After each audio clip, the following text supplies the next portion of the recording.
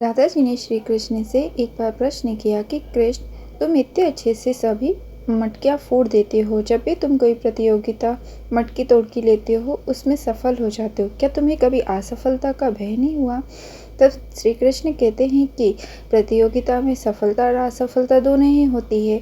मैं जिस तरह से सफलता को आनंद से जीता हूँ उसी तरह से असफलता को भी स्वीकार करता हूँ। मैं कभी ये नहीं सोचता हूँ कि मैं प्रतियोगिता में असफल हो जाऊँगा। मैं सिर्फ उस प्रतियोगिता का आनंद लेता हूँ और आनंद के साथ अगर कोई कार्य किया जाए तो अवश्य ही उसमें आपको सफलता मिले ना मिले, परंतु हृदय में एक प्यारी सी खुशी का अनुभव ज़रूर होगा। तब राधा जी कहती हैं कि कृष्ण, कभी ऐसा हुआ है कि तुम्हें किसी प्रतियोगिता से भय लगा हो?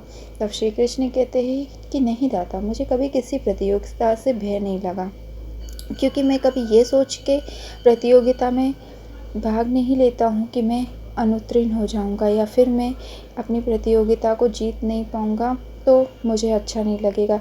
ऐसा विचार कभी मेरे मन में नहीं आया। मेरे मन में सिर्फ ये रहता है कि मैं प्रतियोगिता में भाग लूँ। इस प्रतियोगिता का परिणाम जो हो वो समय ही बताएगा, बस मैं अपना कर्म अच्छे से करूँ। तब राधा जी पुनः एक प्रश्न करती हैं कि कृष्ण, एक बात बताओ, अगर जैसे कि किसी प्रतियोगिता में आपको पता है कि आप अनुत्तीर्ण हो जाओगे, क्या उसके पश्चात भी प्रतियोगिता में भाग लोगे? तब श्री कृष्ण कहते हैं कि बिना कर्म किए कभी परिणाम नहीं आता है।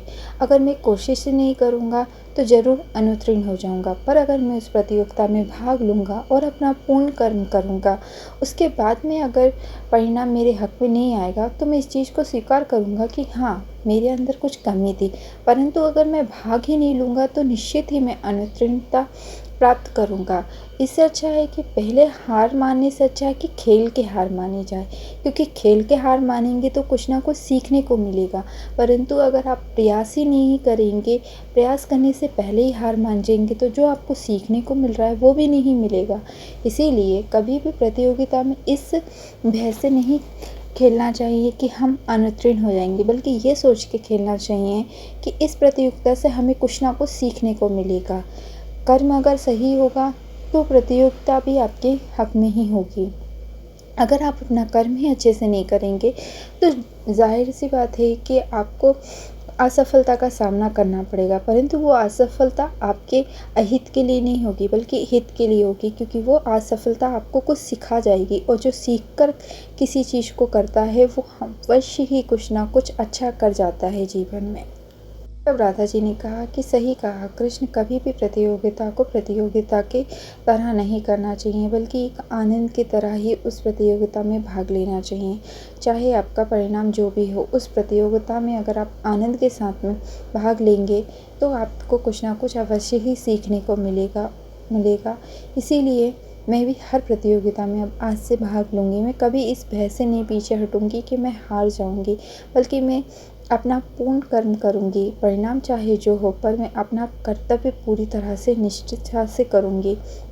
तब श्री कृष्ण कहते हैं कि सही कहा राधा, अगर कर्म अच्छा होता है तो परिणाम भी आपके हित में ही होता है। अगर आप सच्चे हो तो आपके साथ कभी कुछ गलत नहीं होगा। अगर कुछ गलत हो रहा है तो ये आपकी गलती नहीं है, ये फिर सिर्फ और सिर्फ आपके कुछ ऐसे कर्मों की गलती है जिसका परिणाम आपको भोगना पड़ रहा है।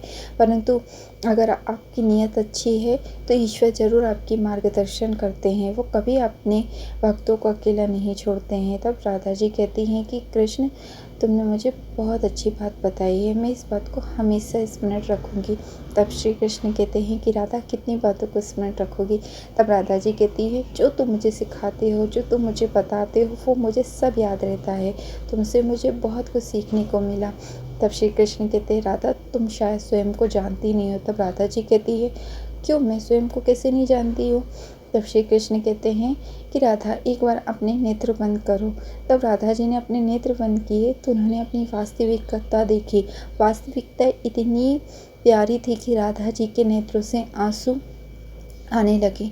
तब राधा जी ने कहा कि वो कौन थी? तब श्री कृष्ण कहते कि राधा, वो तुम थी।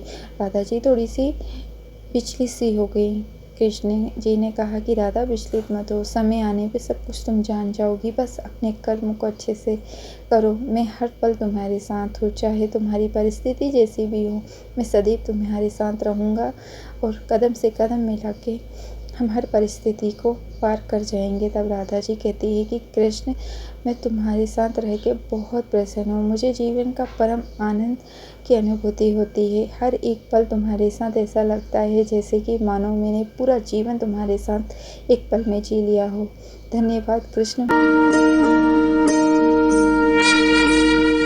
राधे राधे, श्री राधे राधे,